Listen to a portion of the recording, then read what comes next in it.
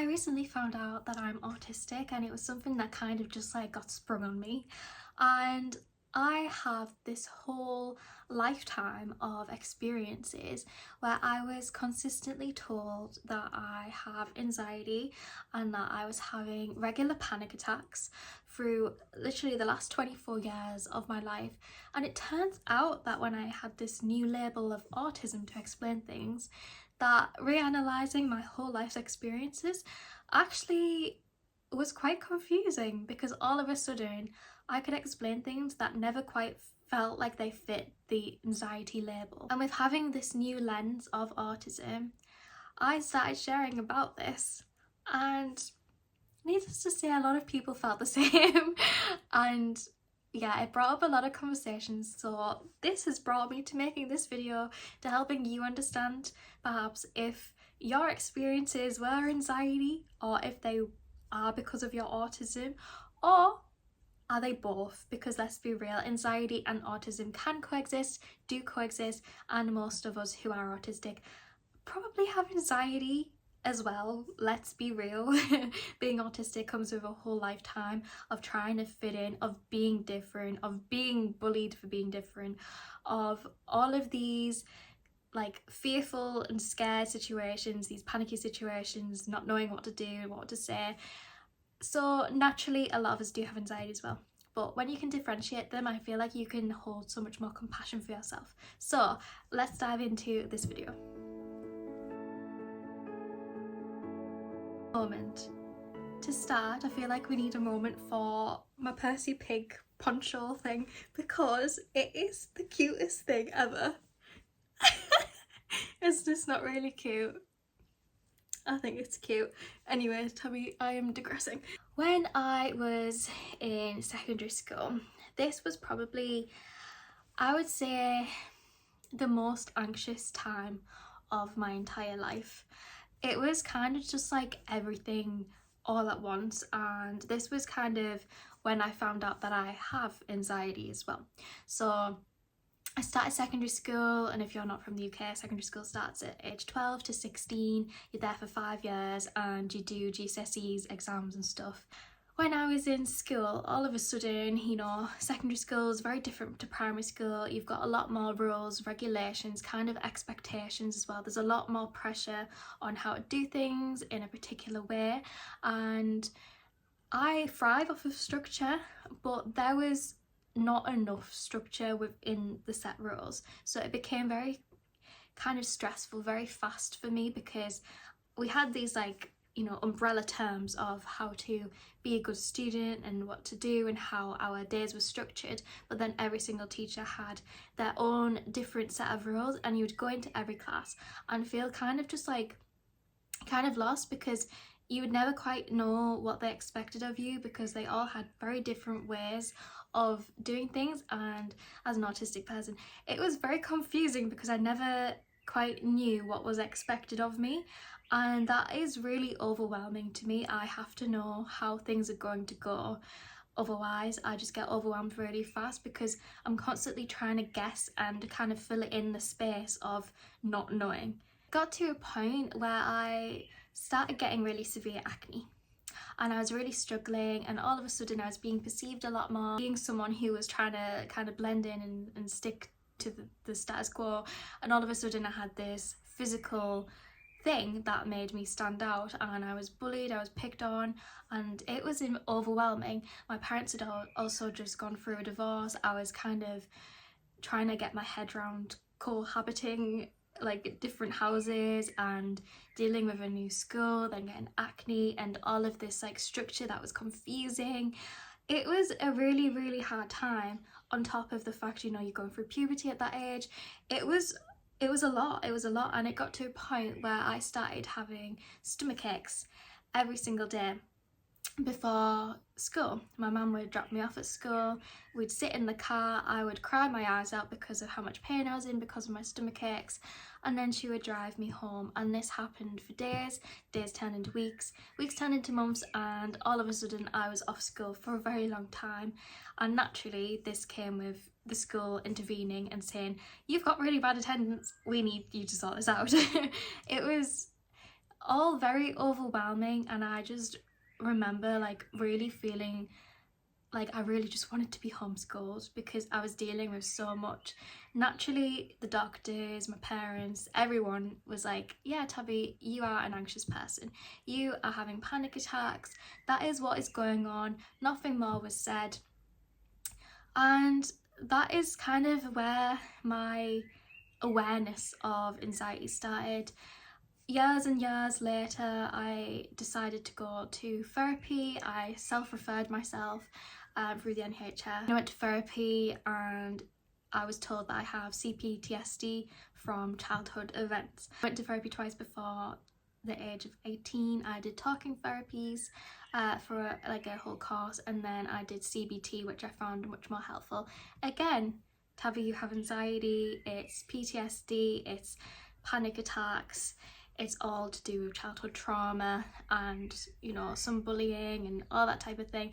And I was like, okay, I guess. I guess that's what it is, because when professionals are telling you this is probably what it is, it's probably what it is, right?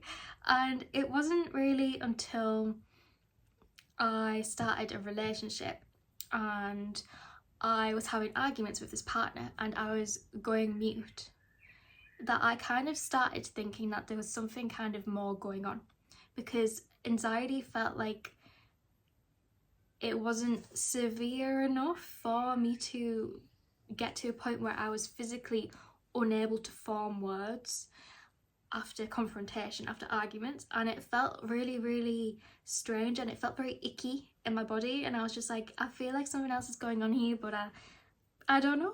I've been told it's anxiety, so it's probably anxiety. And that was all I thought about that until obviously I got told that I'm autistic by a specialist, and I was like, oh, rethinking my whole entire existence, as you naturally do when you get told you're autistic. And I started to put two and two together, and as a girly with a very good special interest in human psychology, the deep dives were very deep, as you can imagine, and that is when I kind of understood the difference between anxiety and, you know, things that would cause autistic meltdowns and things where they could be perceived as panic attacks. And that is exactly what's happened in a lot of my experiences. I fully believe now that I was having autistic meltdowns, but they were just seen as panic attacks, because my specific meltdowns, and obviously it's that quote, isn't it? You've met one autistic person, you've met one autistic person. My meltdowns obviously can look very different to another person's, but mine specifically aren't very outwardly explosive. They kind of just resemble me being very emotional, but to an extreme, where I am bawling my eyes out uncontrollably, and in my most severe I do go mute and I can't really do much. Like, it's just like, to me it's that kind of idea of when you get a Coke bottle and you shake it and then you take off the lid and it just goes woof, like it spurts out the top. That is how it feels for me for meltdowns. Like, it feels like things just come to a head and then all of a sudden all of this is pouring out and you can't really stop it until like it naturally comes to an end. That's how my meltdowns personally are, and that's how I believe they've always been, because I look back and think, yeah, they were meltdowns. And the key kind of difference that I've understood anxiety versus autism to kind of be is anxiety equals fear, autism equals overwhelm. If you're anxious, it is most of the time because you are scared of something, you're fearful of something. When you are autistic, most of the time when you have meltdowns or shutdowns or you're feeling so many feelings, it is usually down to overwhelm. There is an overwhelming amount of noise, amount of people, amount of stimulation. It's overwhelm. When I was learning to drive, I really struggled to learn to drive. If you've ever learnt to drive, you'll know it's very overwhelming. I was learning manual, so stick shift, and there is a lot of components that you have to think about, and when you're naturally learning to drive, nothing comes like naturally until you've done those processes like 1,000 times. So you actively having to think about every single process. It's like scripting, but like on crack. Like it's so many things. And then you kind of bring in the aspect of driving can be quite scary as well. You know, you're in this vehicle that can harm other people and you're in control of it. That can be overwhelming and it can be fearful. So naturally anxiety with your autism and that overwhelm can coexist here. I went through, I can't remember exactly how many, I think it was 4 or 5 different driving instructors, and it was because I started having panic attacks before each of the lessons, and then I would go for the lessons and I was really struggling, and it got to a point where I was having panic attacks during the lessons as well. Like we'd get like halfway through the lesson, my lessons were like for 2 hours at a time, so we'd get like an hour in and I would start having a panic attack, and my driving instructor would be very concerned. I didn't really quite understand what was going on there, and I didn't really know how to explain. I was just, now I understand, I was extremely overwhelmed. But anxiety definitely coexisted there. I do see it as more of a meltdown than a panic attack, because my meltdowns are kind of really hard, like I can't really control them. They just kind of fizzle themselves, whereas I feel like with panic attacks they're slightly more controllable because I have like more communication in panic attacks, for example, and like more awareness, whereas in meltdowns it feels very like, it's so hard to explain unless you've experienced it, like very closed in and like exploding. I don't know. But what made the difference with me actually continuing to drive and passing my test first time I was very happy about that, was actually it got to a point where my boyfriend's dad at the time, he said he would teach me to drive if I wanted to, and I took him up on that offer, and from that day I never had a panic attack driving, like ever again. Like ever again, because the situation changed where it wasn't as overwhelming. I wasn't kind of like expected to do everything all of the time. It was a safe space then, and because I was able to accommodate me learning to drive with a safe person who was extremely patient, who I knew wasn't going to react badly, who like when I made mistakes we would laugh together, because I was able to accommodate me driving in that way, it completely took away like most of the overwhelm, so it didn't bottle and become, you know, this outward expression of a meltdown. And I think that is like the perfect example of how important it is to actually accommodate your autism, because I think I would have given up learning to drive if it wasn't for my boyfriend at the time, his dad, teaching me how to drive in the end, because I physically was getting to a point where I was physically unable to, like if I was having meltdowns every single time I was getting in a car, it was unsafe for me to drive. But because I was able to have that accommodation, I learnt to drive in a much safer way, in a safer environment, and actually got through it.